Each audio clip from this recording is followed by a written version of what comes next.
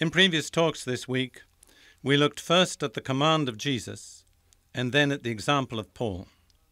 We faced up to the straightforward words of Jesus, "Be perfect as your Father in heaven which is perfect." We saw that this is not something unreal or just religious language, but it's a practical goal which Jesus has set before us, and he expects us to attain to it. And then we looked at the example of the Apostle Paul, and we saw that Paul was a man who took that standard and that objective very seriously. He stated the object and the motivation and the purpose of his life. It was to be perfect, to achieve perfection. He was realistic about himself. He said, in a certain sense, I'm already perfect in the sense that there's nothing in my life that isn't yielded to God. There's nothing that's contrary to God. In no way am I resisting or opposing God. And then he said, in another sense, I'm not already perfect. I haven't arrived. I'm not mature. I'm not complete. But that's where I'm headed. And he said, the things that are behind, I'm willing to forget. But I'm looking forward. I'm pressing on toward that goal. A tremendous example of personal dedication. That's the kind of person that succeeds in any walk of life. The dedicated, motivated person. It's true also in the Christian life, but we have to be careful that our motivation is God's motivation, that it's based on the requirement of Jesus himself.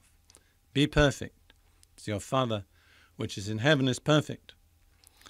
And then yesterday we looked at the 7 successive steps outlined by the Apostle Peter that can take us from our starting point to our goal of perfection.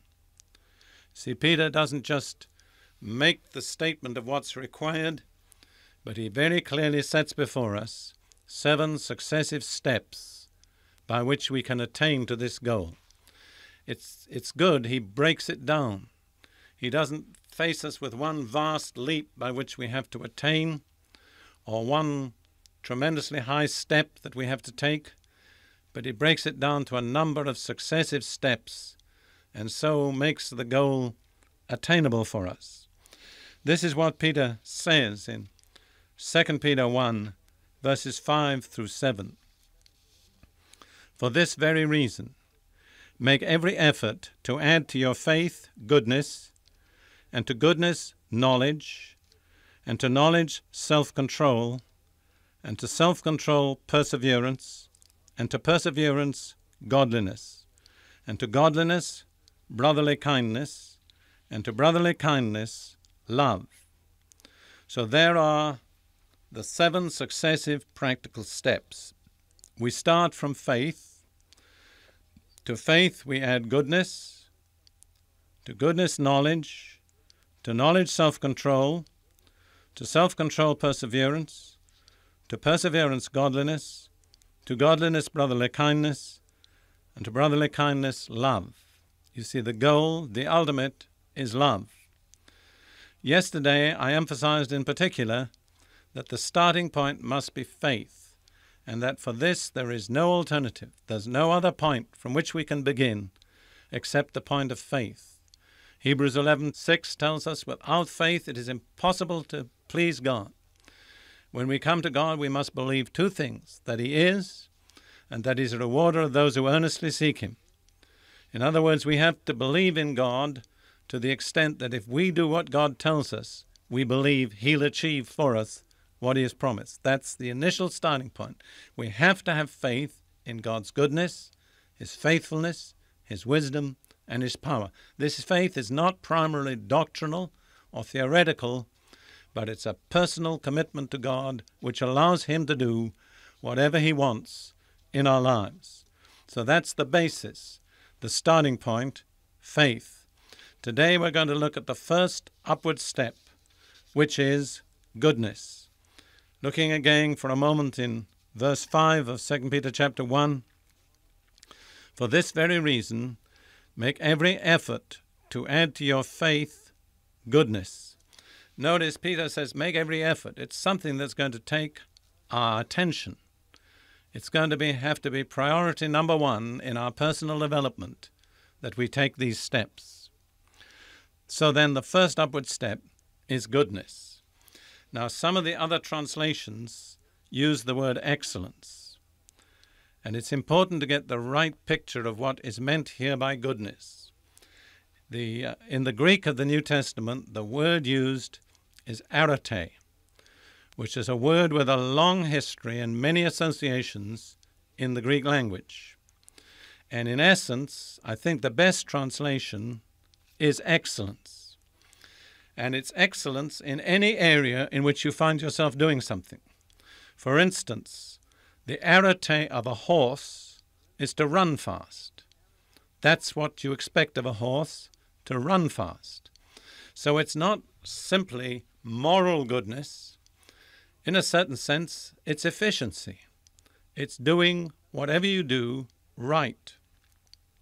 And this is what I believe Peter means.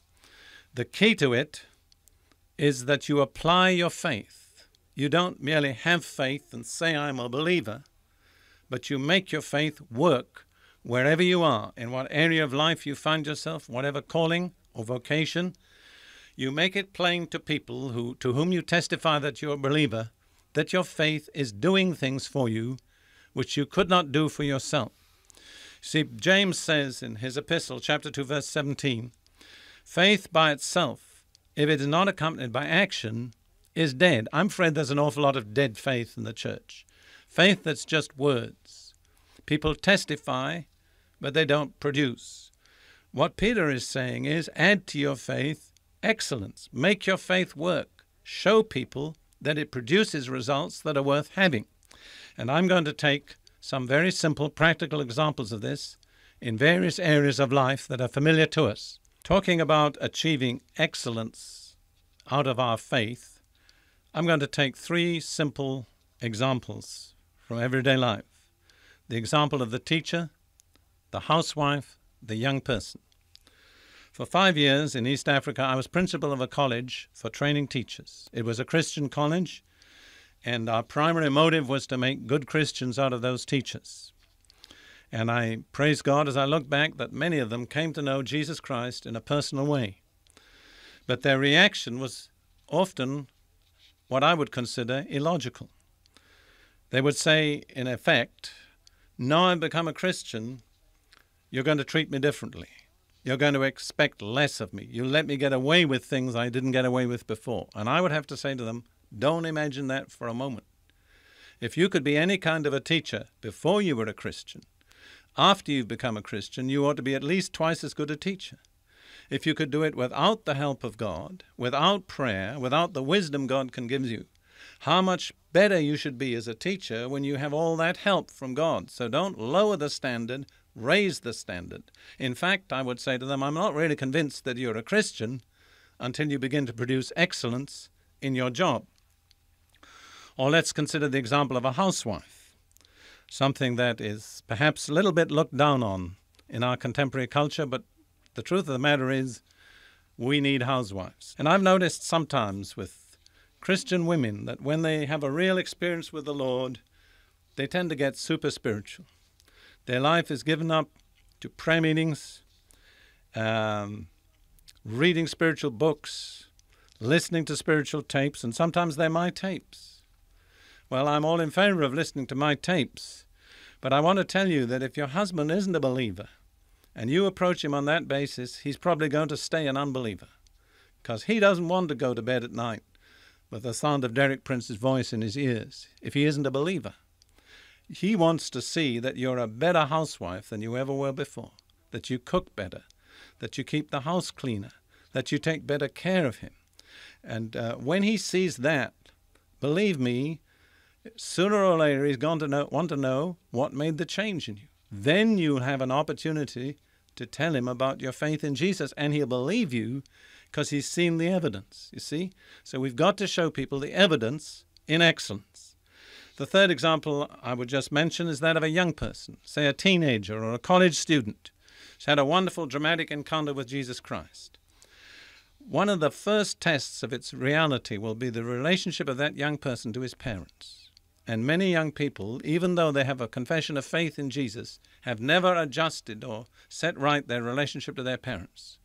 I want to remind you that the first commandment with promise is honor your father and mother, that it may be well with you. And I tell you from long personal observation of many cases, if a young person becomes a Christian and does not learn to honor father and mother by obedience, by yielding to discipline, by sometimes sacrificing his own will and interests for those of his parents, it never really will be well with that person. But the young person whose life is so changed that he's obedient, that he's courteous, that he does whatever he's asked to do cheerfully and efficiently, believe me, that young person is going to have a very good chance to win his parents to the Lord. I'm talking out of personal observation and experience. So remember, add to your faith excellence.